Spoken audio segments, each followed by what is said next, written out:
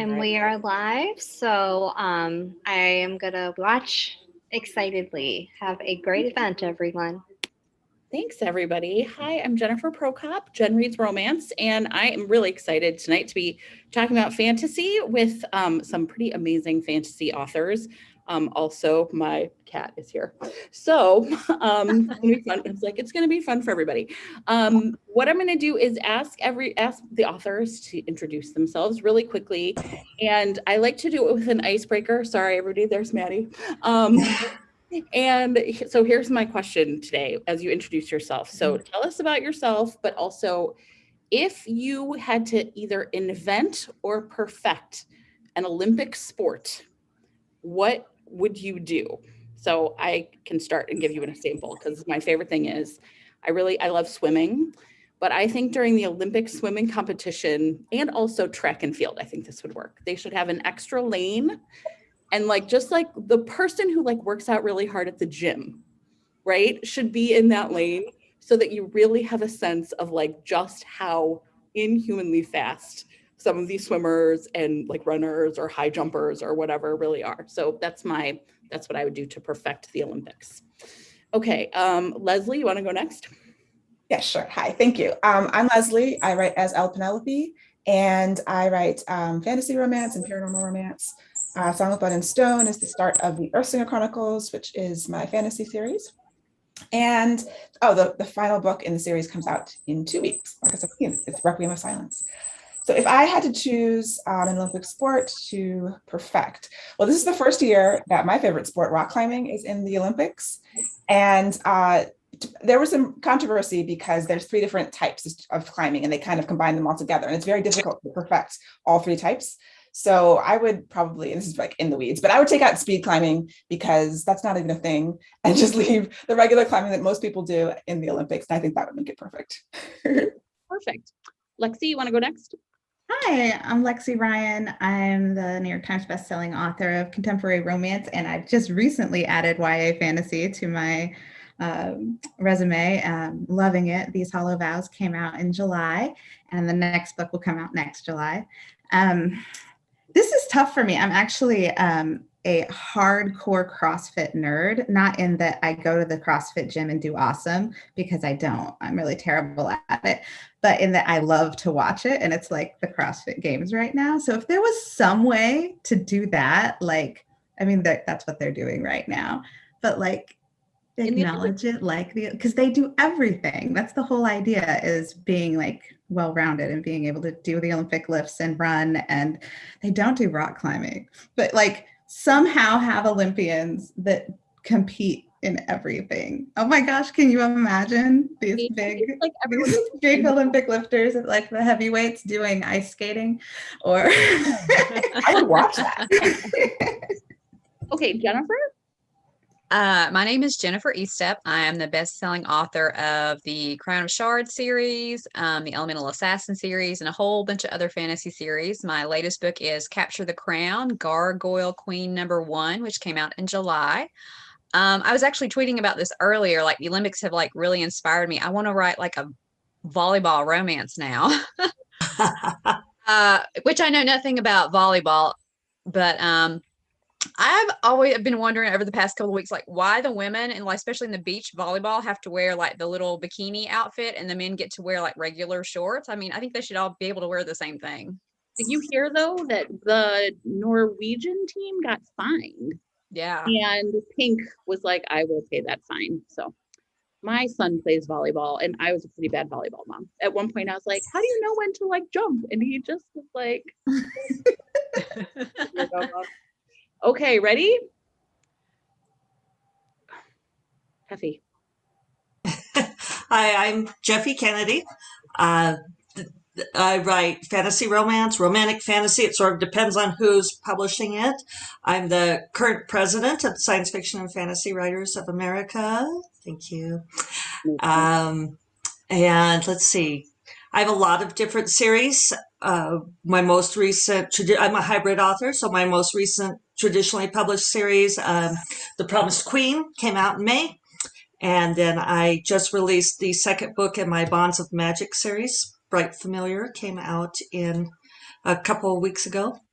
And you guys are all so much cooler than me because I am like a book nerd. What is with you women? I am a book nerd. I don't know anything about the Olympics. So, Got a so reading, a speed reading. well, no, actually, I'm going to pick wine drinking. Why can't we have wine drinking as an Olympic sport? Because my personal superpower is I can open any bottle of wine. I like with any tool. I've opened wine bottles with keys.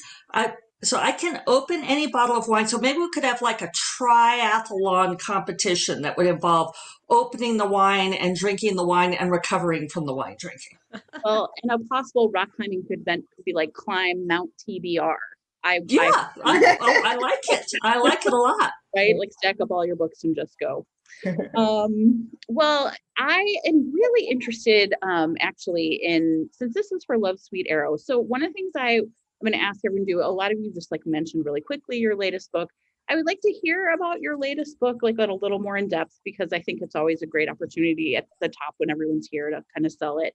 But also I'm really curious about something a lot of you mentioned, which is that intersection between fantasy and romance. So I don't know if that's better to keep that like a separate question, or maybe as you talk about your book, because it's the Love Sweet Arrow crowd, maybe you can like highlight some of the romantic elements. So Jennifer, why don't we start with you? Okay, so as I said before, my latest book is Capture the Crown. Here's the nice shiny cover. I love that cover. I really like the cover of your book. It's really good. And Leslie has great covers too. So we all have great covers. But so it's the first book in a trilogy. It's first person from the heroine's point of view. So a lot of the times, I kind of like to kind of draw out the romance a little bit over the course of the whole trilogy. So this one is very much kind of a slow burn, enemies to maybe worse enemies in the first book anyway. I don't want to give out too many spoilers. But since this is for Love Sweet Arrow, I mean, you guys know where it's going. So yeah, I mean, I love like, combining the romance with the action and the adventure and the danger and the magic of a fantasy book. Jessie. Well, I guess I'll talk about Promised Queen if we're sticking to trad. It's the third book in this series, which is The Forgotten Empires. This cover's nice and shiny, from St. Martin's. And mine is also same heroine over the trilogy. Mine is definite enemies to lovers. My queen actually takes the hero captive and with the intent of executing him. And then they end up in a marriage of state, as one does, and have to work together to defeat the evil emperor. For me, most of my books, I mean, I think it's funny that I end up being called either fantasy romance or romantic fantasy. And sometimes people ask me what the difference is. And I can't tell. I think it's just who publishes it. My books usually have a very strong arc. I use the hero's journey a lot in fantasy, and then also a very strong romance, and they're deeply intertwined. So I can't pull out one thread or the other. Lexi. Hi. So These Hollow Vows is my most recent release, and I too love my cover. This is YA, but it's mature YA. And it's about a 17-year-old girl who makes a deal with like the evil Unseelie king of the Fae in order to save her sister. And she has to infiltrate the Seelie kingdom and pose as a potential bride for the Seelie prince, and in order to steal some artifacts. And along the way, she gets help from this misfit band of Unseelie, among whom is Finn, who is the Unseelie prince.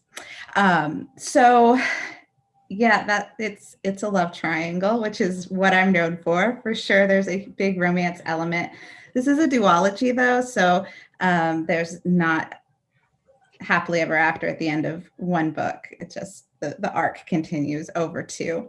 And yeah, the romance and the fantasy, the journey and the romantic entanglements are so intertwined. They just go together. Leslie. So I just got my author copy. This is Requiem of Silence, which is the fourth book of the series. I adore my covers. It's also St. Martin's. And so my intention was to do one couple per book, which it is, although it ended up that some couples kind of bleed over from book to book. So because it's one overarching story over the course of the 4 novels. There's also 3 prequel novellas. And so Requiem of Silence is the end. The whole series is basically about these 2 countries that have been at war on and off for 500 years. And, in the first book, Song of Blood and Stone, the main character is biracial. She's from one of her parents is one from one country, one's from the other country. The one country has magic, the other country doesn't. There's also different races involved. And so it's sort of between magical people versus non-magical people.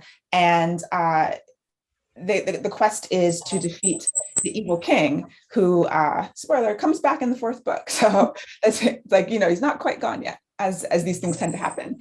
So yeah, that's kind of, and then each couple, so it's kind of a wide ranging series. It's really epic fantasy. St. Martin's doesn't market them as romance. I originally self-published the first 2 books, and my goal was to have it be fantasy romance. And so it was really important to me, regardless of how my publisher markets them, to have a very strong romance at the core with the action and adventure, like Jennifer was saying, because I love both of those things. I'm most interested in reading stories that have romance in them, in addition to all the wonderful fantasy elements that we love and lots of adventure. Well, and so that actually, when we did on Fated Mates, my podcast with Sarah McLean, we did a fantasy romance episode with Zoraida Cordova. And it was we were sort of like, do people want to hear this? And it was a huge hit. People were so interested in the topic, and they were like hungry for more recommendations. And so one of the things that it strikes me, like listening to all of you, and I was wondering if you just talk more about it, is, obviously Love, Sweet Arrow folks know why we love romance, but one of the things that's also really true in romance, and it seems true for fantasy, more fantasy people as well, or authors, is that connection between reading and writing is really strong. All romance writers are romance readers. So when you think about yourself as a fantasy reader and writer, what is it that's really appealing about that to you? And what do you hope to bring then to your readership through your own kind of love of the genre? So I'll just throw that out there, and anyone who wants to go first can go. Well, I'll bite on it. One of the things that I love about romance is that it centers the heroine and the female experience. And I love writing fantasy combined with romance because I can give all of the really cool fantasy quest adventure heroic plots to the heroine and have the hero sometimes be the trophy or the reward, or have the overcoming whatever she needs to do in order to defeat the big bad also be what she needs to do in order to find and embrace true love. And I love that that escapism, but also the high emotional stakes that come along with, like an epic political sweep. Yeah, that's great. Anybody want to add on to that? I will. I enjoy reading contemporary romance, but as far as like plotting and writing it, I really like to write about different kinds of conflicts. So, contemporary is really difficult to have strong conflicts, and the people who do it amazingly.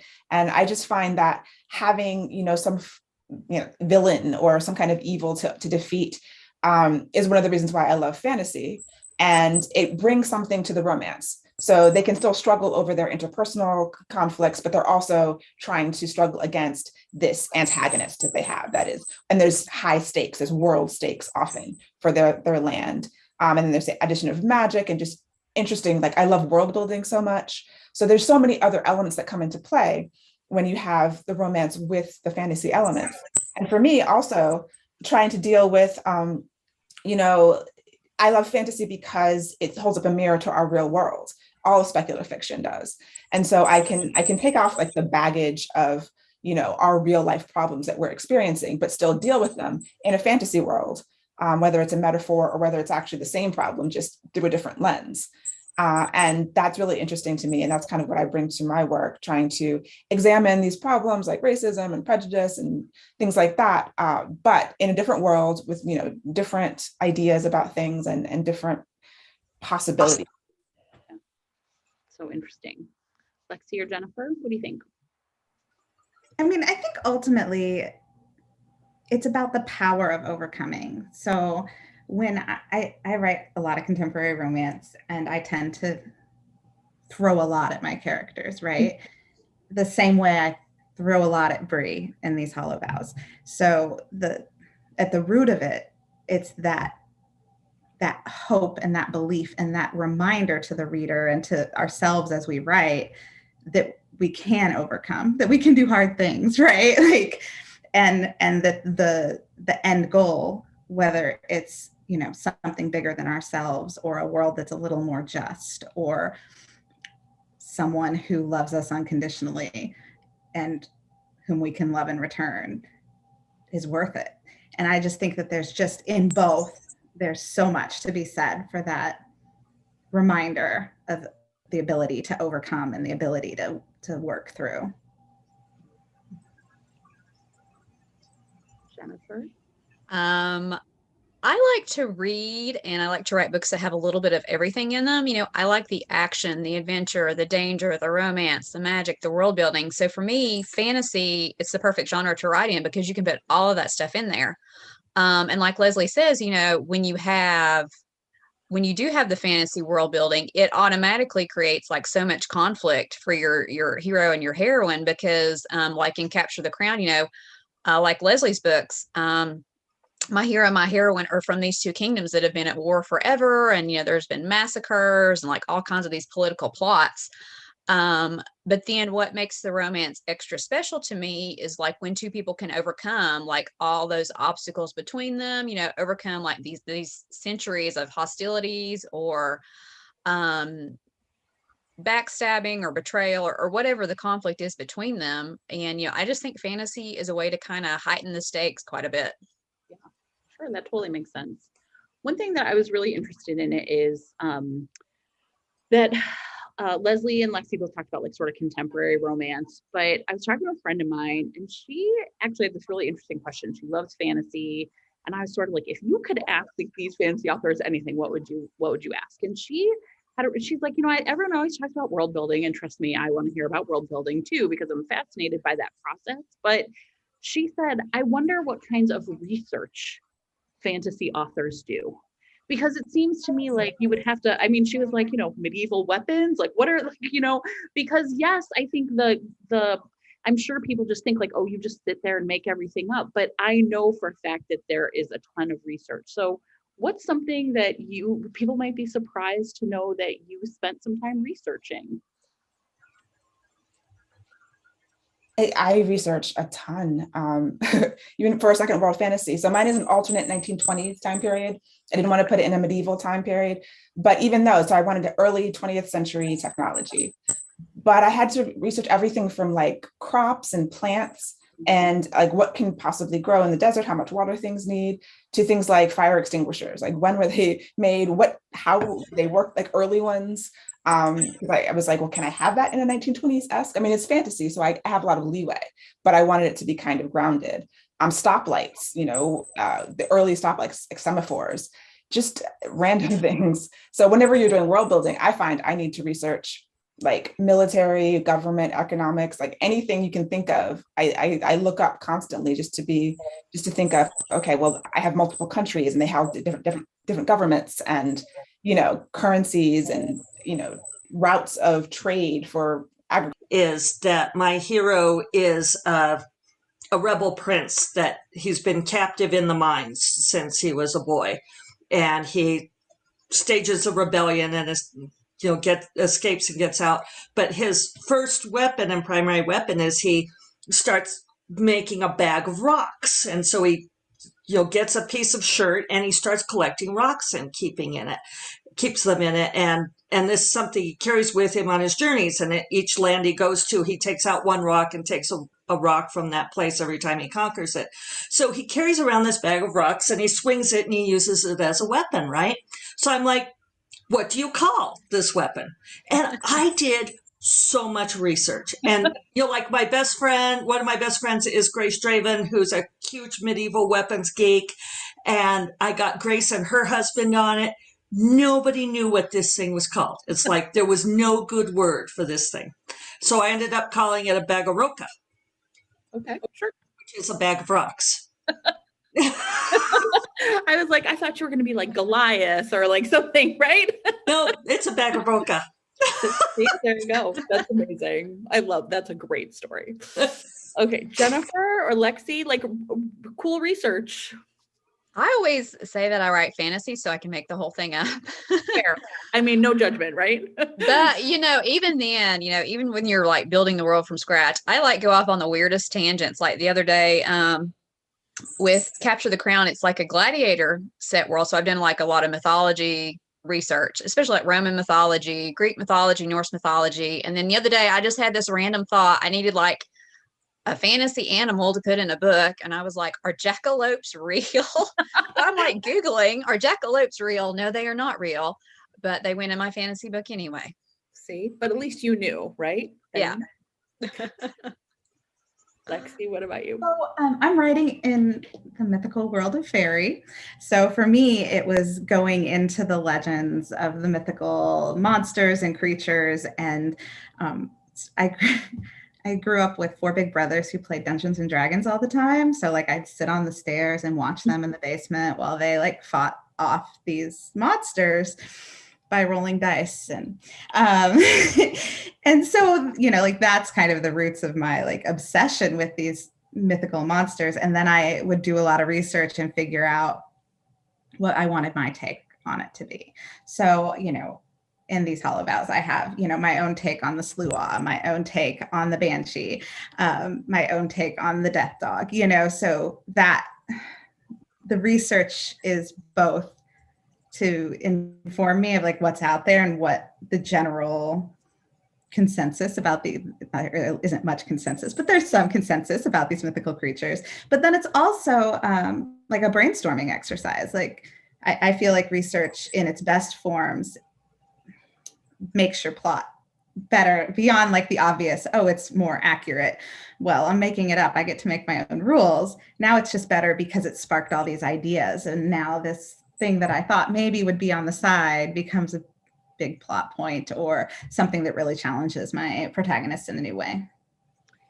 So this leads me to actually a really interesting thing. I think like backing into the world building conversation, everyone's always fascinated, I'm sure, to hear about world building. But one of the things I guess I'm curious about is what happens when so Leslie listed like a bunch of things, right? Like trade routes and right. But how do you know what world building do you do for yourself that like never makes it into the book? And how do you know where that is? For me, it's the way that I write, I have to know a lot. I have to understand how everything works. So it's kind of like people talk about the iceberg where only 10% is visible. A lot of that stuff I talk about, I don't know if you'll be able to see it in the book, because I had to know it to understand how these places worked and for the little bit that you actually do see in the book. So yeah, making things up is really fun. And I think it depends on every writer and the story, because there's other stories where I need to know a lot less. Of course, they're not, 7 books long. So right. With this particular one, I just had to go deep on everything, but I really enjoy that. And it helps me figure out all the details. And like Lexi was saying, the research opens up story ideas. Like I'll find something like, oh, I can use that. That's a great point of conflict that I would have never thought about if I hadn't done that research. And it's something unique and interesting that I haven't seen a million times. So. Right. I will say, I always think about, is this necessary to the plot? Like, when I was writing, Kill the Queen, my Crown of Shards trilogy, like I got obsessed with money one day. I was like, what does the money look like? Like, what are the little like symbols on the money for each country? And, it was just like, you lose like 20 or 30 minutes just thinking about something like that. But then I went back and I thought, do you really need to know what the money looks like? And I thought, no, they don't need to know what the money looks like in this book, but maybe in a later book. So for me, it's just kind of about editing and, is it really important to the story or is it just like a pretty detail and then kind of distinguishing, yes, I need a pretty detail here or no, I don't. Right. Interesting.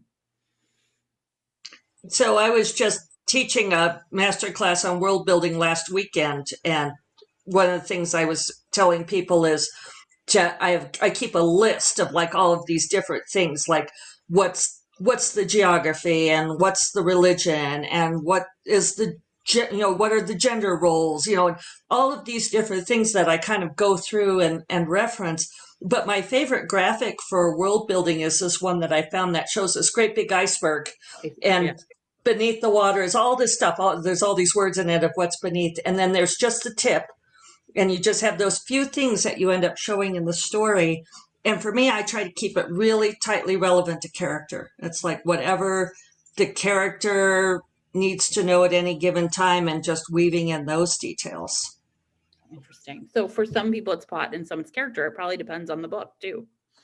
Well, and the writer, right? Some of us are like Jennifer's plot driven and I'm character driven. So I just Go like to for kill it. people. I don't think there's anything wrong with that. I think that counts as plot, though. Fine. It's amazing. And I would like that on a t-shirt, right? There's your new brand.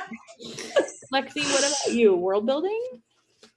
Well, I'm having a moment of like, I'm very aware that I'm like the baby fantasy writer in the room, and I'm going to go take Jeffy's world building class because that sounds for me, it's nice to have it in my notes, because that's, a good editor is going to say, oh, well, what do they think about this? What are the opinions on, this kind of relationship in this world? What do they mean when they say God? And those kinds of questions, as the baby fantasy writer, were really important for me. I think debut is the word you're looking for. Debut, exactly. What'd you say? Fresh new Debut. Debut. Thank you. So yeah, but that was really helpful, because then I could be like, oh, well, I know the answer to that.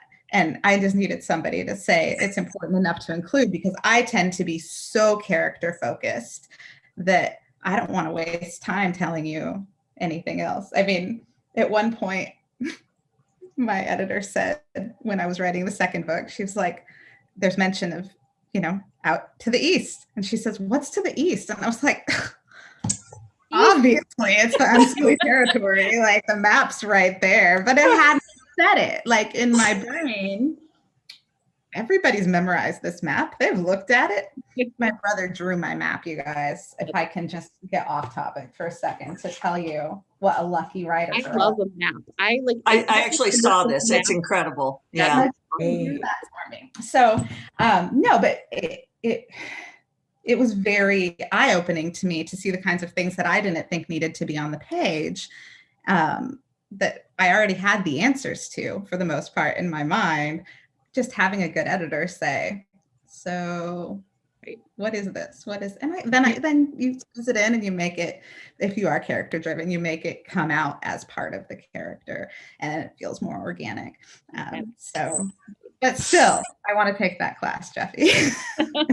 But sometimes you don't always know. They ask you that question and you're like, that's true. That's a great question. I should figure it out. That's in the next book. We'll get to that later when I've had time to think about it. Well, especially if you're writing a protagonist that's new to the world, right? Which is very much what this series is. And you aren't forced as the writer to know all the answers, because you're telling the story from the point of view of someone who doesn't know much. And then when you get to a point where you need to have the answers, it's Well, it's really funny because my next question was going to be, first I'm going to apologize for that Amber Alert on my phone, everyone.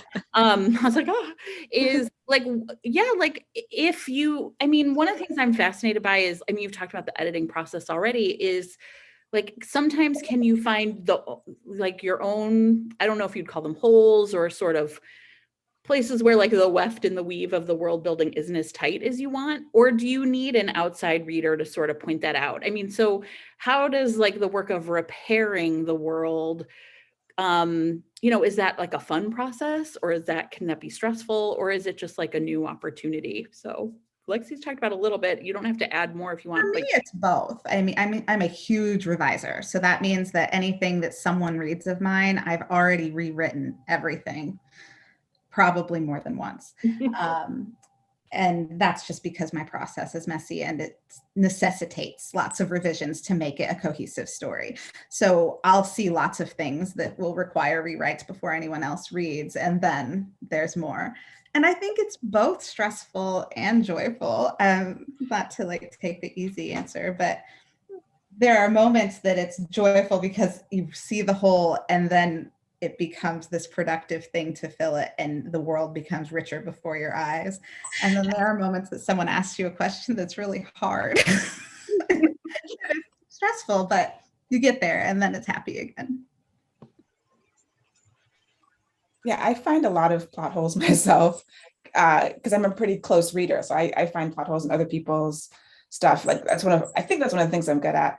And so, but there's a certain point where you absolutely need someone else because you're so close to it. And like Lexi was saying, like, I know the stuff. It may or may not be on the page, or it may or may not be on the page in a way that other people can like understand, because I've done it so subtly that nobody really understood it was there. So that's when other readers and editors are really helpful. And yeah, I think it has to be both. I mean, so I was writing a draft or something I just sent to my editor last week. And like 3 weeks before, I had discovered this big plot hole at the end. I'm like, oh no, I have to go back because I did something. I had said you can't do that, and I had them doing that obviously. And I'm like, how did I miss this? So that's always fun when that happens. I'm with Lexi. I usually do about 4 drafts, and I read through the whole thing every single time, which I get really, really sick of. But I always find something, to fix every single time. And it was funny with Capture the Crown. I got all the way to, I want to say, the page proofs. And yeah, and in one of the fight scenes, like the heroine's knife just disappears and nobody caught it. I didn't catch it. My editor, nobody caught it. And I'm like, oh my God, it's like, I have to, because at the page proof stage, they really don't want you to like change a lot of sentences. I mean, it's like typos and little tiny things only. And I was like, I have to like put a paragraph in explaining what happened to this stupid knife.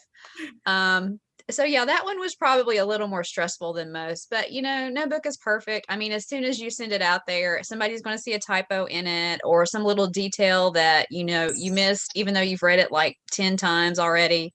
So you just kind of have to like, just let it go and not let it stress you out too much. I tend to be an intuitive writer, and I discover the world as I write.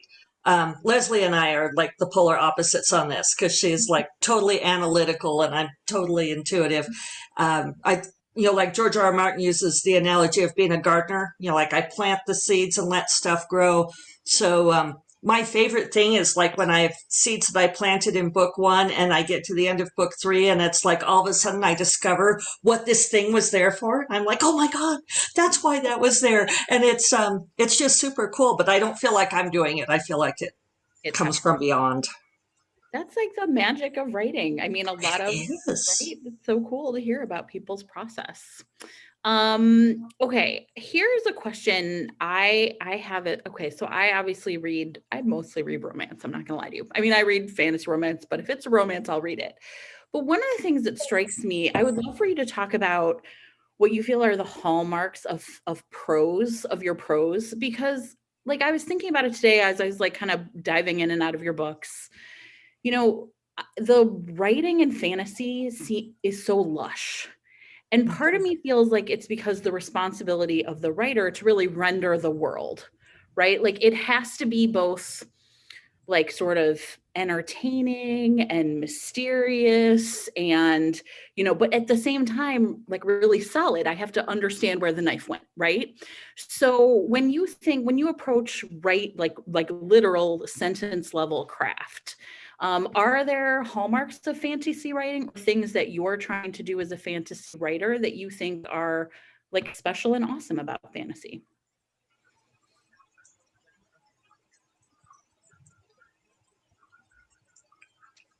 Well, I like to write about food. So that's kind of one of like my trademark things as an author, like food and fight scenes. So as far as like actual sentences go, I mean, you can write a fight scene and say, oh, she stabbed him in the chest and he fell down and blah, blah, blah. But for me, it's like the tiny little visceral details that really make a story sing. Like, what color is the blood? What does the air feel like? What does it smell like? For example, in Kill the Queen, one of the heroine's superpowers is she can smell people's emotions. So I had a lot of fun coming up with, like, what does anger smell like, and what does jealousy smell like, and that sort of a thing. So for me, I think it's those little tiny details that just take a story from, ordinary to something extraordinary.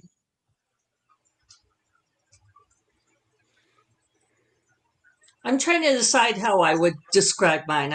I think Jennifer likes the fight scenes and I like the sex scenes. We're always complaining to each other when we have to. But I would say that your writing is very lush and elegant, though, because you do those beautiful descriptions, like in Dark Wizard. You're always talking about wine a lot too, I have to say.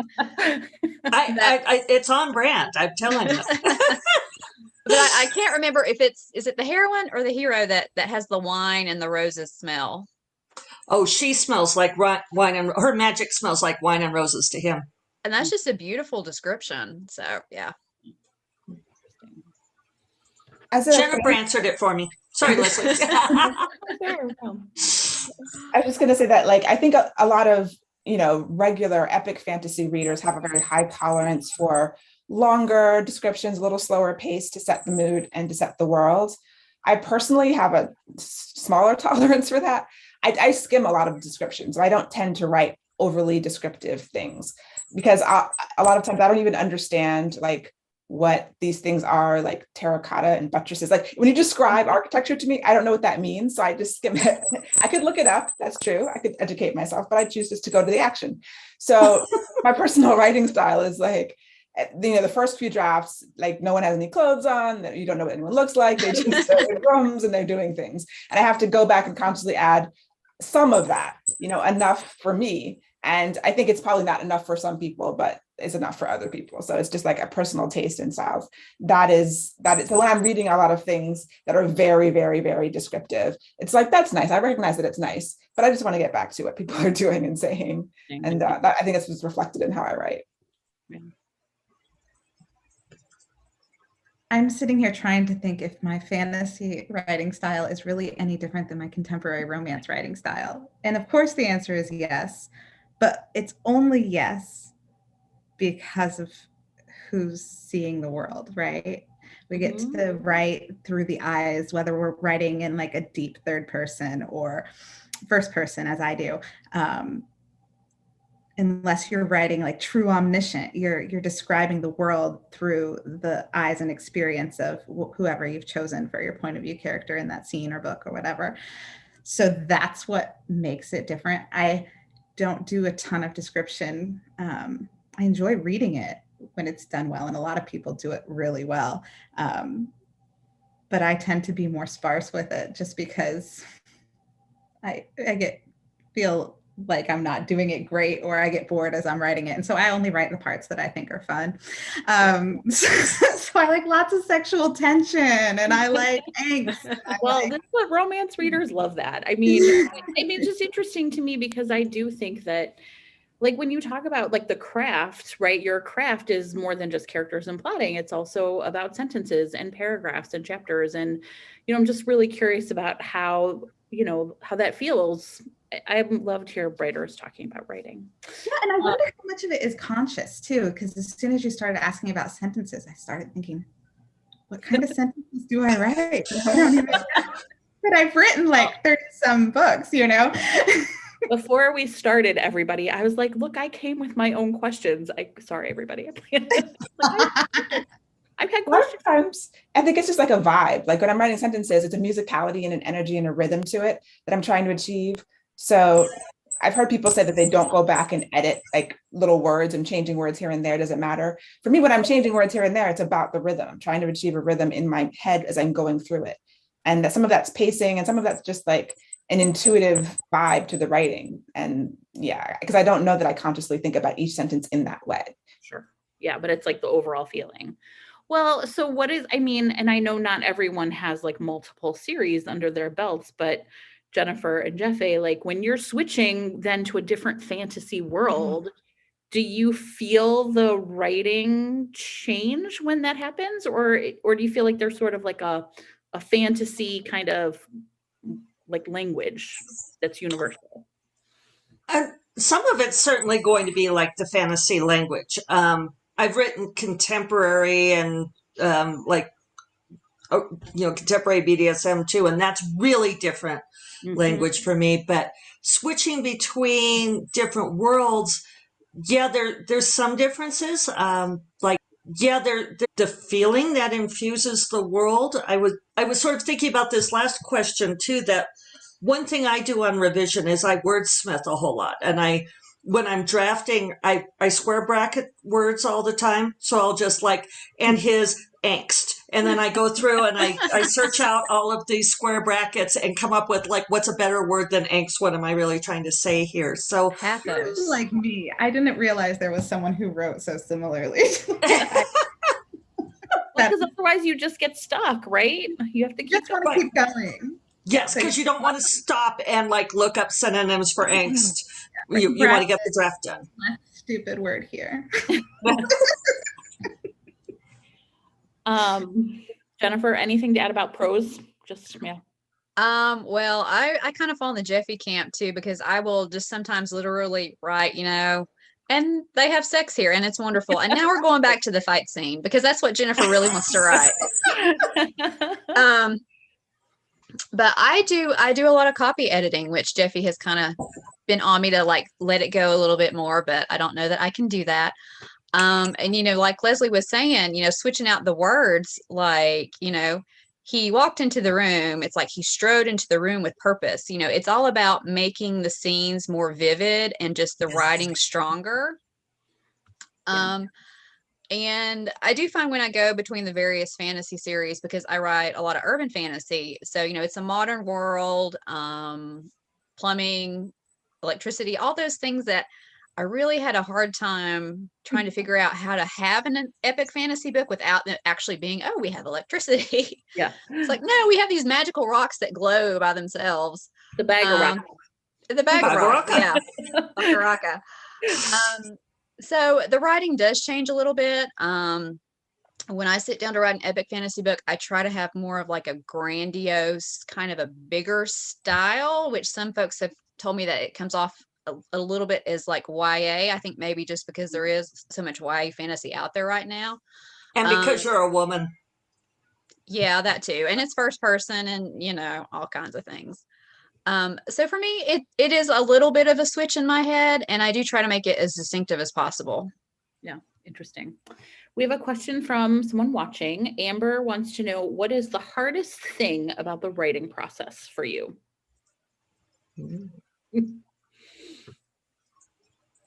Buddy? I personally hate first drafts.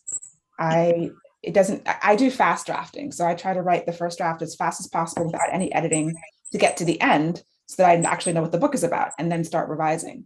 And that just feels terrible because I know I'm writing terrible sentences, terrible words. That's the point of it.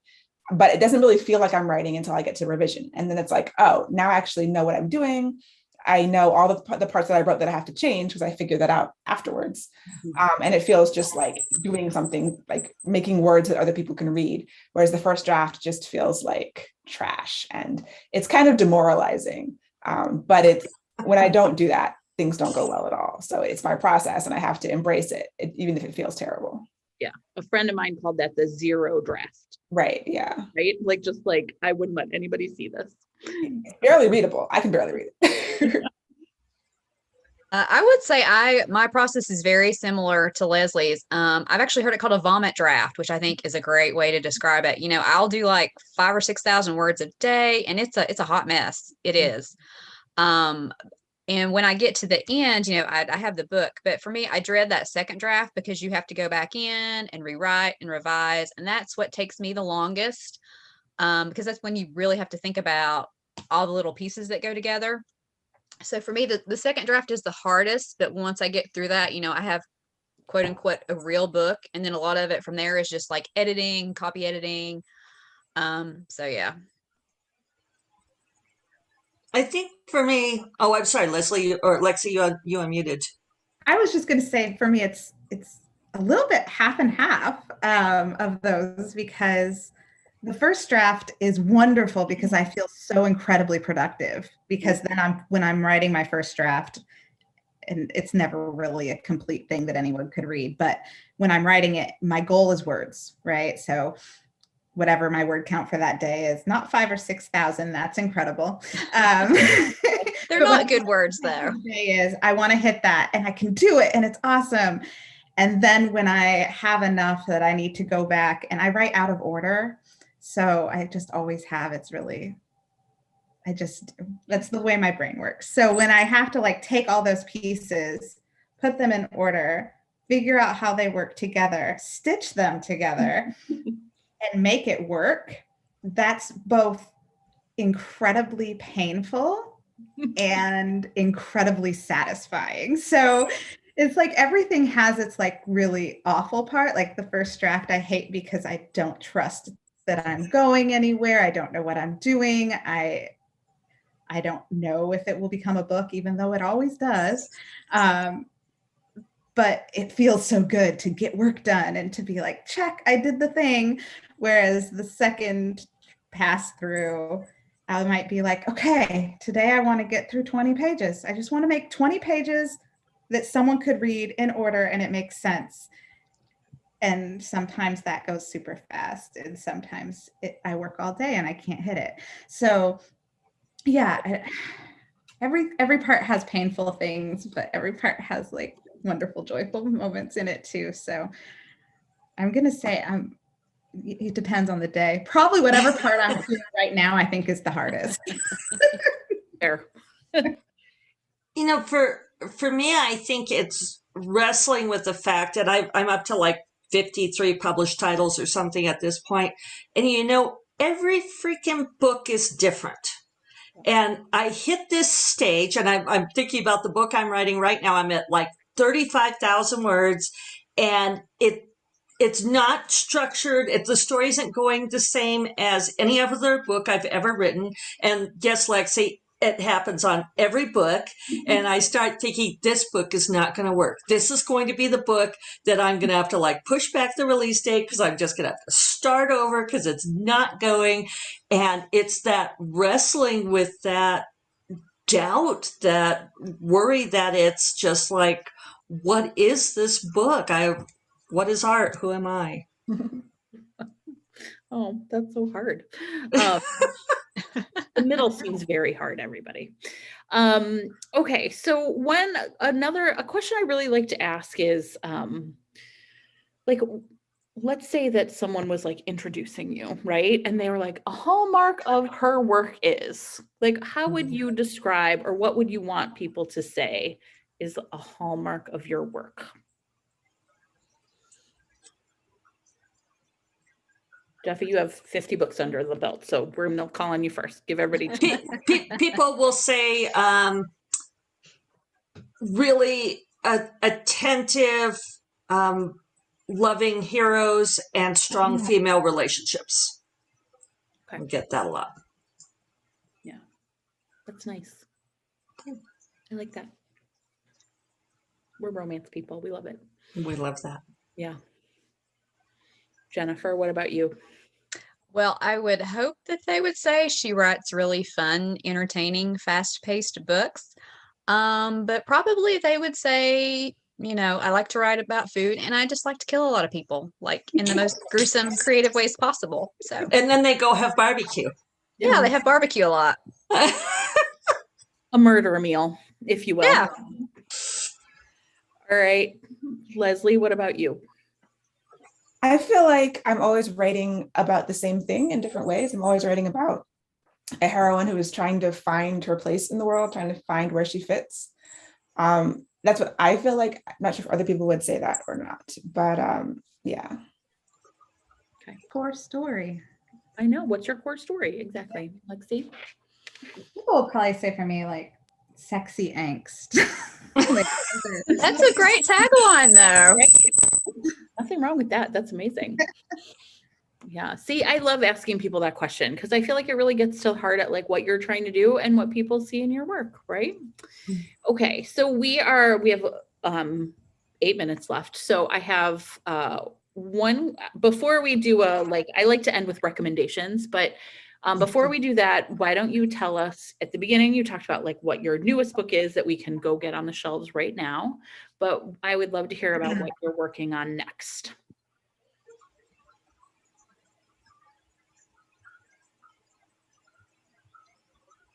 Lexi, why don't you start? Because book 2 comes out next year. So is that it? Or are there other things? You can talk about romances too. Yeah. Okay. So I've actually, the second book in These Hollow Vows doesn't come out until next summer, but it's already written and copy edited and everything. So we're in a weird holding pattern, as publishing people probably understand, where we have no numbers. So we don't know what's next for this part of my career. And so in the meantime, I'm like focusing fully on my contemporary romance and actually returning to my most popular series, which is a small town series set on the coast of Lake Michigan. Very family centric, as a lot of mine are. And so it's fun to go back to one of my favorite small towns. Nice. Leslie, what about you? I have a book that was just announced. It's coming out next year. It is called The Monsters We Defy, which is a fantasy heist. There is a romantic thread in it. Yeah, it's a 1920s fantasy heist. It takes place in DC. And I will be self-publishing a paranormal romance sometime in the beginning of 2022. I haven't figured out exactly when yet. It's at the editor now. And it's a futuristic shifter story. It takes place in an alternate San Francisco, like a dystopia where people turn into various animals, including dragons. I've been working on this for a really long time. And it's called Savage City. Ooh, that's a great Title. That sounds amazing. That does sound amazing. I love a paranormal romance, obviously. Jeffy, what about you? What's next? I'm writing 2 different fantasy romance series right now. So since I just came out with the second book in the Bonds of Magic series, I am now writing the 3rd book in Heirs of Magic. They're not related. I just screwed up when I titled the series. So right now I'm writing a book called The Dragon's Daughter and the Winter Mage. And yeah, book 3 of that series. Fantasy titles are great. Like they're just great. They're so evocative. I just am like, yeah, right now. Savage City. Like where right now I want it. Okay. Jennifer, what about you? What's next? Well, obviously Leslie had me at Fantasy Heist because I love heist books. I am about to start copy edits on Tear Down the Throne, which is Gargoyle Queen #2. And that one it's will be awesome. I've read it. Tear Down the Throne. I love it. And that one will be out in May 2022. And I'm also writing the 3rd book, which is called Conquer the Kingdom. And that one should be out in early 2023. And then I also earlier this year, I wrote a sci-fi romance that I'm hoping that maybe we can do something with. Nice. I love sci-fi romance. I love sci-fi. I love it all. Okay. So before we go, one thing I like to ask everyone to do is recommend to everybody watching something that you have been really enjoying. It doesn't have to be a fantasy. It doesn't have to be a book. It can be a TV show, a movie, just something that has been like sort of getting you through, I guess, what we're in pandemic part, March 2020, part 25. So what's getting you through? What do you think people would love to experience? I will go. I am in revisions of the Heist book, so I've been continuing my watch of Leverage, the TV show Leverage, which is a great comfort watch. I never saw it when it originally aired. It is, 5 people doing heists every week. It's completely ridiculous. It's very fun and a little insane. But I'm just started season 5, and it just brings me a lot of joy. So if you like silly heist TV shows, Leverage. There you go. Lexi, what about you? We actually just finished watching the 1st season of The Nevers on HBO. I don't know if anyone's watched it. It's kind of steampunk feel. The women in this world, not all of them, each have kind of a one little power. They call them their turn, their trick. So that was really interesting. And I can't give you all of the keywords to describe it without spoilers, because it turns from this like slightly fantasy steampunk show, and then it like becomes something much bigger and different that I don't know. I'm interested to see where season 2 goes. So that was fun. Jennifer. Well, Leslie totally stole my line, like Parker would steal something in Leverage, because I just finished Leverage Redemption and I'm going back and rewatching the whole series. I've forgotten how much fun it was, although some of the technology is like super dated now. Yeah. So I really enjoyed that. And Lupin on Netflix is really good for those of you who like fantasy heist stuff. And I totally had something else and it's just like gone out of my mind.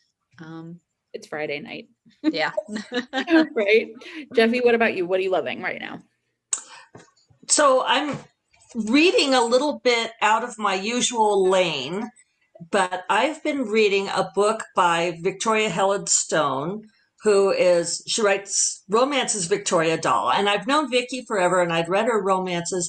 I'm reading Jane Doe. That's really good. And it is freaking brilliant book. Yeah. Oh my God. I've been meaning to message Vicky because I'm just like, holy shit, woman, I cannot believe this book that you wrote. It is just amazing. It's what we wanted Promising Young Woman to be. I read that book and had to like get in the car for a couple of hours and I couldn't stop reading. So I downloaded the audiobook so that I could like not stop. That's how intense it was. It's really good. Yeah. Lexi, we're going to add something about Jane Doe. Yeah. Can you guys confirm this? I think it's in production. Oh, I don't know. I don't know. It could. I could be wrong. Fact check me. It would be an amazing. It would be an amazing show. Yeah. Well, thank you everybody so much for being here. And I really appreciate it. Marissa is going to come back on and I think turn us off. So have a great night. I hope everyone reads an amazing fantasy romance this week.